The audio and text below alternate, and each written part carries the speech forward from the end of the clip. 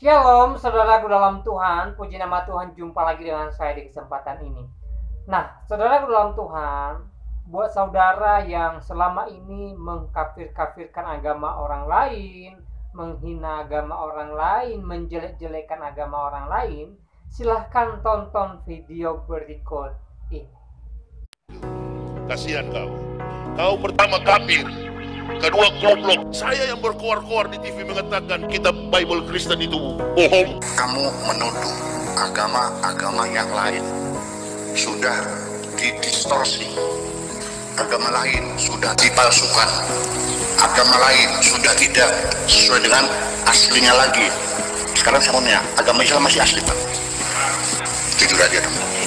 Wah, teman-teman sekalian, pada video kali ini kembali kita membahas mengenai Kiai Haji Buya Syakur yang terang-terangan teman-teman sekalian sangat tidak setuju, ya, bisa dikategorikan sebagai kecaman bagi mereka yang suka menghina-hina agama lain, menghujat agama lain. Misalnya itu seperti Ustadz Agustan mengentutin Alkitab, bilang orang Kristen itulah orang-orang yang impoten.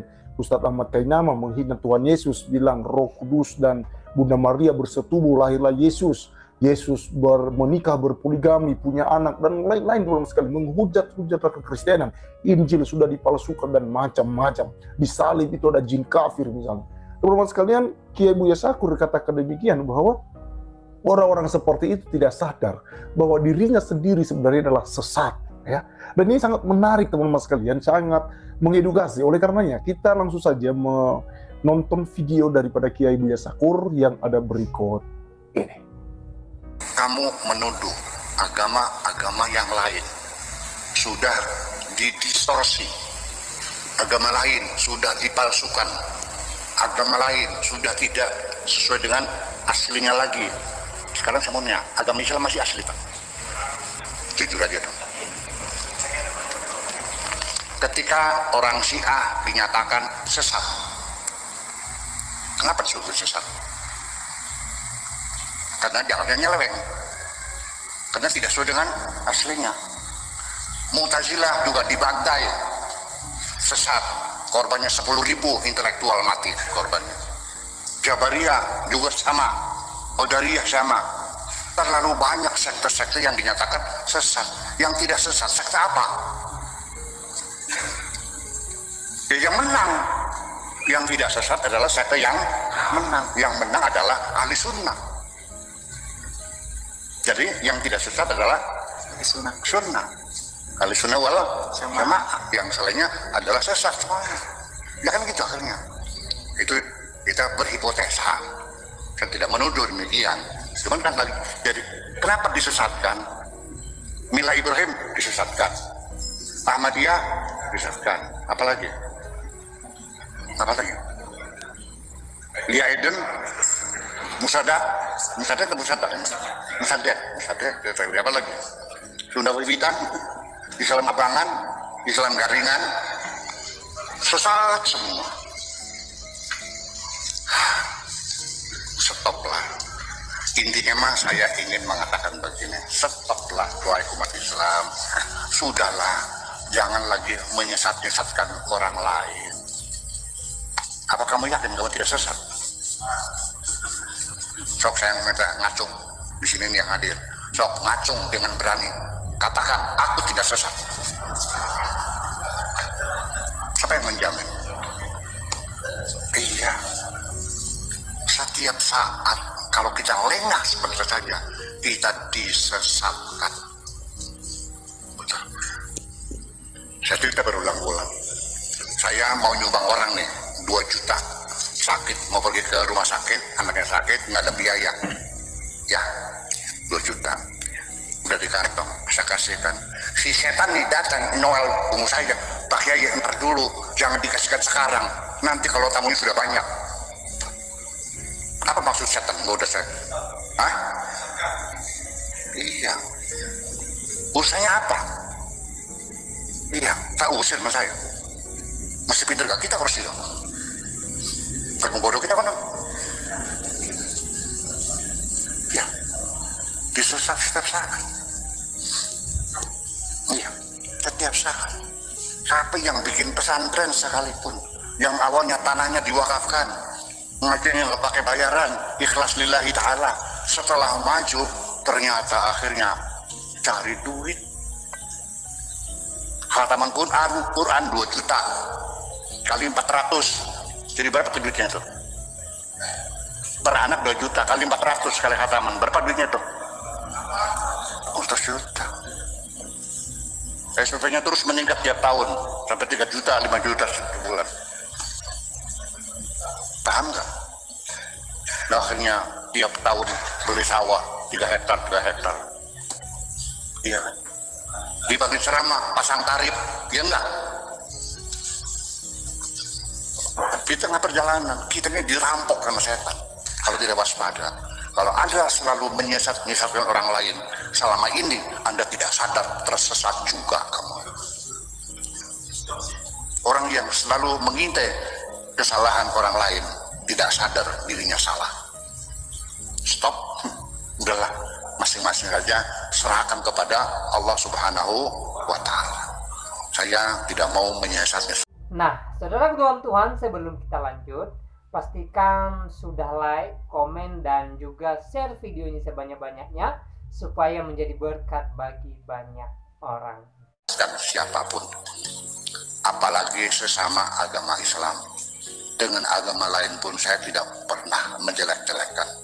Tetap kita hormati sebagai bangsa Indonesia. Itu yang penting, jagalah, rawatlah negara Indonesia, NKRI, harga mati. Jadi marilah persoalan perbedaan kulit jangan diributkan. Sudah, kita sama-sama bangsa Indonesia. Yang matanya sipit, yang matanya pendek, sama kita bangsa Indonesia. Jangan dipermasalahkan. Yang rambutnya keriting, yang lurus, anak sing kayak kelenteng, anak sing rambutnya kayak kelenteng, apa kelenteng tuh? Biji kapuk. Nah, itu kan ser dilepas kelenteng lagi. Nah, itu sama bangsa Indonesia. Jangan dipermasalahkan sukunya, Jawa, Sunda, nggak ada, jangan dipersoalkan. Kita sama-sama bangsa dan kita rawat. Tolong jangan bertengkar satu dengan yang lain. Kerukunan bersama, yang damai, saling mencintai. Percaya, kalau kita terus bertengkar, pembangunan negeri ini akan terganggu. Apa yang kita bangun bertahun-tahun bisa rusak dalam sehari. Betul nggak? Jadi perang saudara antar kita bisa menyebabkan negeri ini bisa bubar. Kalau bubar, orang menduga akan terpecah menjadi 20 negara. Kalau saya memperkirakan, kalau terjadi, naudzubillah dzalik, jangan sampai terjadi. Kalau terjadi, bukan 20, 50 negara. Mungkin lebih. Negara Kadipaten, negara Majalengka, negara Pantura, negara Banten, negara Parahyangan. Betul nggak? Madura, Bali, Maluku Selatan, Aceh, akan lebih 50. Kalau sudah negara masing-masing, kita nanti akan habis waktunya perang saudara berebut perbatasan kayak di Timur Tengah. Nanti anak cucu kita bagaimana? Paham nggak? Ya silakan Anda beragama lah. Ya, jangan terlalu meyakini Anda masuk surga. Ya, tapi kalau Anda yakin masuk surga, kalau surga mah gampang. Ya sudah, Anda silakan. Gimana caranya? Ya asal kita bilang aja, la ilaha illallah, kan masuk surga. Oh gitu, yakin. Ya mangga silakan. Saya persilakan orang yang yakin masuk surga dengan ucapan mangga, silakan. Yuk kita nonton di hari kemudian. Apakah betul orang itu masuk surga? Kita tidak bisa memastikan, karena saya juga belum pernah masuk surga, kamu juga belum pernah kan? Tapi secara logika, masa iya masuk surga tiketnya dengan ucapan? Kita bikin rumah saja bertahun-tahun kok, 20 tahun baru lunas, begitu kak? Perumahan RSSSS itu apa? R rumah sangat sederhana, susah, selonjor. Iya. Kamar tidurnya 2x2 ya. Iya. Kamar tamunya 2x1,5. Itu saja 20 tahun baru lunas. Masuk surga cukup dengan ucapan. Tapi kan hadisnya ada. Nah, itu di persoalannya. Dia yakin karena hadisnya ada. Dia yakin karena hadisnya ada. Ya sudah, nggak usah mikir. Yang penting mangkana kalamu akhiru kalamihi la ilaha illallah dakhalal kan. Ya hadisnya begitu. Barang siapa akhir ucapannya la ilaha illallah masuk surga, ya maka saya doakan mudah-mudahan Anda masuk surga. Saya tidak menyalahkan Anda kok. Saya berlogika, masa iya masuk surga hanya dengan ucapan? Banyak yang gak terima loh. Masa masuk surga kayak film Barbie? Ya memang Barbie kan etak-etak jreng, atau kayak Aladin digosok dengan kolo, main tapak bisa jreng gitu. Ya artinya, dan saya tidak memaksakan orang mana. Ini pesan kepada santri-santri saya, barangkali kamu nanti jadi kiai, tolong jual karcis surga jangan terlalu murah. Tidak ada pantasnya. Iya, dengan ucapan. Hadis itu saya juga percaya, tapi maknanya bukan ucapannya la ilaha illallah masuk surga, tapi komitmen mendukung perjuangan Kanjeng Nabi itu yang menjadi masuk surga. Makasih. Oke, teman-teman sekalian, itulah yang kita sudah tonton bersama dari Kiai Haji Buya Sakur. Dan ini saya sangat setuju sekali teman-teman sekalian bahwa kita sebenarnya tidak boleh untuk menyesatkan gitu ya. Maksudnya sedikit-sedikit kita bilang orang itu sesat, agama itu sesat gitu. Ya apalagi yang selama ini kita lihat ya oknum-oknum ustadz yang terus menyesatkan kekristenan gitu ya. Sesat gitu. Bahkan ini juga terjadi di kalangan orang Kristen teman-teman sekalian. Ya terjadi, ya bisa dikatakan perang doktrin gitu ya antara oneness gitu ya, kemudian trinitas dan banyak lagi ya tentang ajaran-ajaran, akhirnya jadi saling menyesatkan gitu loh. Kamu sesat gitu. Saya yang paling benar gitu, agamamu salah, agama saya yang paling benar gitu, gerejamu salah, gereja saya yang paling benar, saya yang paling masuk, yang pasti masuk surga dan macam-macam gitu. Nah saya secara pribadi teman-teman sekalian tidak terlalu suka dan tidak tertarik dengan hal itu, karena bagi saya mari kita tetap saudara gitu ya dalam perspektif kekristenan, maksud saya dalam ruang lingkup kekristenan, ya ayolah, ya selagi Anda tidak menghujat-hujat Tuhan Yesus, selagi Anda tidak menolak Alkitab sebagai firman Allah dan menolak Yesus Kristus sebagai Tuhan, ya maka Anda adalah saudara saya, gitu ya. Saya tidak suka membidat-bidatkan orang, teman-teman sekalian. Maka kurang lebih seperti itu yang dimaksudkan oleh Kiai Haji Buya Sakur. Nah, saudara dalam Tuhan, sebelum kita lanjut, pastikan sudah like, komen, dan juga share video ini sebanyak-banyaknya supaya menjadi berkat bagi banyak orang. Itu videonya kita sudah dengar bersama apa yang disampaikan oleh Kiai Haji Buya Sakur di video tadi, dan semoga apa yang dia sampaikan menjadi berkat bagi kita.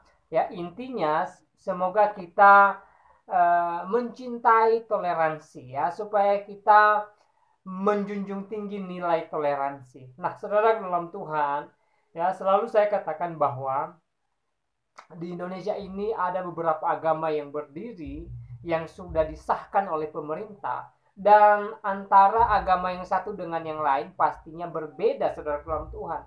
Ya, ada perbedaan keyakinan, perbedaan cara pandang, perbedaan tata ibadahnya, dan perbedaan lainnya, saudara dalam Tuhan. Jadi bagaimana kita bisa menerima perbedaan yang ada ya dengan agama yang lain hanya dengan mengkedepankan toleransi, hanya dengan kita hidup bertoleransi satu dengan yang lain, saudara dalam Tuhan ya.